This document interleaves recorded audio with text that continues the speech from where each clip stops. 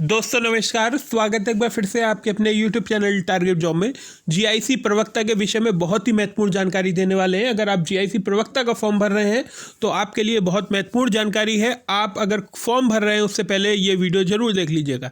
इस वीडियो में हम बात करेंगे कि योग्यता क्या है, क्या क्या बदलाव किए गए हैं, प्री और मेन्स का क्या क्या सिलेबस है, उसके बारे में आपसे बात करेंगे। साथ ही साथ नेगेटिव मार्किंग के बारे में बात करेंगे। प्री में कितने बच्चे स्टूडेंट्स बुलाए जाएंगे, मेन्स में कितने बुलाए जाएंगे, इंटरव्यू है या नहीं है, और कैसे आप इस एग्ज़ाम को क्रैक कर सकते हैं, इसके बारे में भी आपसे बात करने वाले हैं। तो चलिए बिना किसी देरी के शुरू करते हैं वीडियो को। देखिए, सबसे पहले बात को समझिए। आवेदन की जो अंतिम तिथि है वो 18/1 यानी 18 जनवरी को आवेदन समाप्त हो जाएंगे। 22/12 यानी 22 दिसंबर से शुरू होंगे। आयोग में किसी भी प्रकार की कोई भी हार्ड कॉपी नहीं भेजनी है। ठीक है, ये बात समझ में आ गई आपको। अब मेन चीज़ें देखते हैं। मुख्य चीज़ें आपको मैंने दिखा दी। अब नीचे की तरफ आते हैं। देखिए, यहाँ पे लिखा है आवेदन शुल्क 2।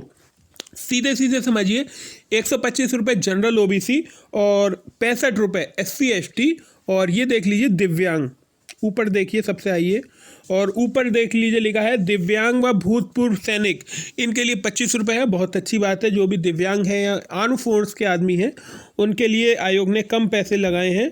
देख लीजिए, अब संख्या देख लीजिए। रिक्तियों की संख्या है 98, अंग्रेजी में 100, 105, कुल मिला के जीव विज्ञान में सबसे ज़्यादा रिक्ति हैं 137, उसके बाद गणित में 132। शिक्षा शास्त्र में 1 वैकेंसी है। और महिलाओं की संख्या देख लीजिए तो महिलाओं में भी 137, गणित में सबसे ज़्यादा वैकेंसी है। उसके बाद जीव विज्ञान में 91 वैकेंसी हैं। तो ये देख लिया आपने कुल मिला के कितनी सीटें हैं महिलाओं में, कितनी सीटें हैं पुरुष में। अब नीचे की तरफ चलते हैं और देख लीजिए, 4800 का ग्रेड पे है, यानी इसका मतलब समझिए आप 54-55 हज़ार रुपये की दावेदारी है आपकी इस फॉर्म को भरने के लिए। कहने का मतलब है, जब अगर आपकी जॉब लग जाती है इसमें तो 54-55 हज़ार रुपये आपको मिल सकता है। आरक्षण वही है जो होता है EWS के लिए 10%, OBC के लिए 27%, कुल मिला के 60% आरक्षण है, 40% जनरल स्टूडेंट्स के लिए है। देख लीजिए, ये योग्यता देख लीजिए, सिंपल आप समझिए। 98% जो योग्यता है, एक आदमी में B.Ed मांगा है, वरना 98% जो योग्यता है वो केवल PG मांगी गई है। PG कितने परसेंट से मांगी गई है भाई? PG में पास होना चाहिए, चाहे 33% से हो, चाहे 34 से हो, चाहे 74 से हो। तो PG पास मांगा है 33% से, या हो आप 90% से, कोई फर्क नहीं है। PG का कोई भी नंबर नहीं जुड़ेगा, जो जुड़ेगा वो आपकी कलम और OMR की ताकत होगी। कुल मिला के देख लीजिए, प्रवक्ता जीव विज्ञान, इसमें जियोलॉजी बॉटनी से मास्टर डिग्री मांगी है। ऐसे ही कोई स्टूडेंट कहता है हम एंशिएंट हिस्ट्री से हमारे पास मास्टर डिग्री है, तो बिल्कुल आप फॉर्म को भर सकते हैं। बिल्कुल आप फॉर्म को भर सकते हैं। ये योग्यता है। अधिकतर में 98% योग्यता PG मांगी है, और काय से मांगी है? बिना किसी डिग्री, बिना किसी परसेंटेज के साथ। ये देख सकते हैं आप, मैं आपको दिखा रहा हूँ, ये इंग्लिश में इसका फॉर्मेट दिया है। अब चलते हैं सिलेबस की तरफ, जो महत्वपूर्ण है सिलेबस। और आप में से कुछ लोगों की सिलेबस समझ में भी नहीं आ रहा है, तो सिलेबस को देखते हैं प्री और मेंस का। ये मेरे पास प्री का सिलेबस है। प्री के सिलेबस को आसान भाषा में समझिए। आपका 120 नंबर का पेपर होगा, जिसमें 40 नंबर GS, 40 क्वेश्चन GS के आएंगे, और 80 नंबर जिसमें भी आपने आवेदन करा। मान लीजिए आप इंग्लिश से MA हैं तो 80 क्वेश्चन इंग्लिश के हो गए, 40 क्वेश्चन GS के हो गए। मान लीजिए आप जियोलॉजी से मास्टर डिग्री हैं तो आपके 80 क्वेश्चन में से 40 बॉटनी के हो गए, 40 जियोलॉजी के हो गए, और 40 क्वेश्चन GS के हो गए। जियोलॉजी, ये जो जीव विज्ञान है, इसमें मामला गंभीर है कि इसमें जियोलॉजी और बॉटनी दोनों पढ़नी पड़ेगी आपको। अगर आप केमिस्ट्री से हैं खाली PG, तो केमिस्ट्री के 80 क्वेश्चन, 40 क्वेश्चन GS के। तो GS सबके साथ समान रहेगा। GS का सिलेबस क्या है, आप इसका स्क्रीनशॉट ले लीजिए। हिंदी भाषा में अगर मैं आपको सिंपल रूप से समझाऊं तो history, geography, polity, economics, current, साथ में इन्होंने रीजनिंग और मैथ भी दी है, और सबसे नीचे कॉलम में आपको दिखेगा पर्यावरण। अगर मैं मेंस के सिलेबस की बात करूं तो मेंस का जो सिलेबस है वो आपको लिखना होगा।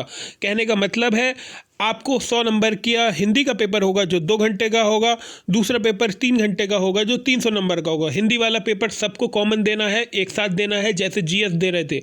हिंदी सबको आनी चाहिए, हिंदी का पेपर कॉमन देना है, उसमें कोई भी छूट नहीं है। और द्वितीय प्रश्न पत्र जो आपका आएगा वो PG में आप जिसने फॉर्म भरा है, जैसे जिसने इंग्लिश से भरा है तो उसका इंग्लिश का आ जाएगा, जिसे हिंदी का भरा है उसका हिंदी का आ जाएगा, जिसने उर्दू से भरा है तो उर्दू में आ जाएगा। अब बात करते हैं प्री में कितने बच्चे पास होंगे और मेंस में कितने बच्चे पास होंगे। आप एक सिंपल रूप से समझिए, अगर आपकी मान लीजिए बायोलॉजी में जो जीव विज्ञान है उसमें 100 वैकेंसी हैं, तो 13 गुना 1300 बच्चे पास होंगे। ऐसे ही आप अगर मान के चलें अगर मेरी इंग्लिश में 50 वैकेंसी है तो आपकी जितनी भी वैकेंसी हैं उसकी 13 से गुणा कर दीजिए, उतने बच्चे मेंस के उत्तर लिखेंगे। सीधी भाषा में आप समझिए, आप अपनी वैकेंसी को निकालिए, अगर आप कैटेगरी वाइज हैं तो कैटेगरी वाइज में निकालिए। अपनी कैटेगरी में जैसे किसी की 16 है तो उसकी 50 से गुणा कर दीजिए, 16 की 13 से गुणा कर दीजिए, जो भी उत्तर आएगा उतने बच्चे मेंस में लिखेंगे। किसी भी प्रकार का कोई इंटरव्यू नहीं है इसमें। बाकी एक महत्वपूर्ण बात यह है कि इसमें मिनिमम कट ऑफ घोषित कर दी गई है। कहने का मतलब है अगर आप जनरल स्टूडेंट्स हैं तो आपको 40% से अगर कम नंबर भी आए और अगर आपकी सीटें खाली हैं तो आपको नहीं लिया जाएगा। अगर आप जनरल ओबीसी के हैं तो 40% नंबर लाने ही लाने हैं, और 40% नंबर का मतलब ये नहीं हो जाता कि आप मेंस देंगे। 40% मिनिमम कट ऑफ है। ऐसे ही SC ST में 35% मिनिमम कट ऑफ है।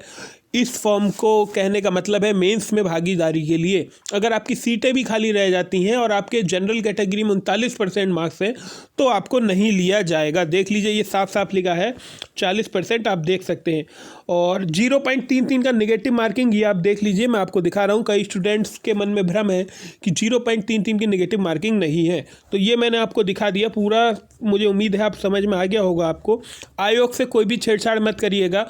माइक्रोबायोलॉजी को जीव विज्ञान में जगह मत नहीं दी गई है, उसमें अगर आपने फॉर्म भर दिया और आप सिलेक्ट हो गए तो आयोग आपको डिबार कर देगा कि आपने मूल दस्तावेजों के साथ छेड़छाड़ करी है। उसमें साफ साफ लिखा है जिस किसी ने भी जारी फर्जी सूचना दी उसे 5 साल के लिए आयोग डिबार कर देगा उत्तर प्रदेश से। कहने का मतलब है फिर आप 5 साल तक उत्तर प्रदेश में कोई भी फॉर्म नहीं भर पाएंगे।